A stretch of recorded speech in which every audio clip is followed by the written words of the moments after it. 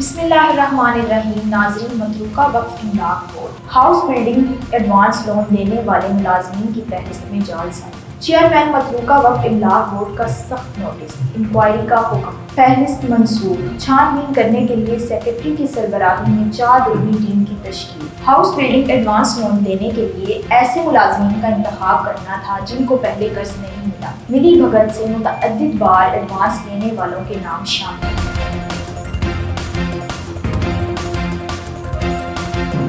السلام علیکم ناظرین، میں ہوں آپ کی میزبان حسنہ خان اور آپ دیکھ رہے ہیں HID۔ ناظرین، ہم انسان انویسٹیگیشن سے چیئرمین متروکہ وقف املاک بورڈ نے ہاؤس بلڈنگ ایڈوانس لینے والے ملازمین کی فہرستوں میں مبینہ جعل سازی کا نوٹس لے لیا۔ معاملے کی انکوائری کے لیے ٹیم بھی تشکیل دی جائے گی۔ ذرائع کے مطابق بورڈ نے متروکہ وقف املاک کے ملازمین کو آسان شرائط پر ہاؤس بلڈنگ ایڈوانس دینے کے لیے ملازمین کی فہرست مرتب کی تھی، جس میں 147 افسران و ملازمین کے نام شامل تھے جنہیں پہلے ایڈوانس نہیں ملا تھا۔ ذرائع کے مطابق شعبہ اکاؤنٹس کے تعلق رکھنے کے علاوہ چند دوسرے ملازمین نے مبینہ طور پر جعل سازی کر کے حقداروں کے نام نکال کر ایسے افراد کے نام ڈال دیے جو متعدد بار یہ ایڈوانس لے چکے تھے اور ان کے من پسند تھے۔ یونین کی طرف سے شکایت ملنے پر چیئرمین متروکہ وقف املاک بورڈ نے تحقیقات کے لیے سیکرٹری بورڈ کی سربراہی میں 4 رکنی ٹیم کی تشکیل دی ہے جو اس معاملے کی تحقیقات کرے گی۔ چیئرمین بورڈ نے کچھ روز قبل ایڈوانس کے لیے جو فہرست مرتب کی تھی اسے اب منسوخ کر دیا ہے۔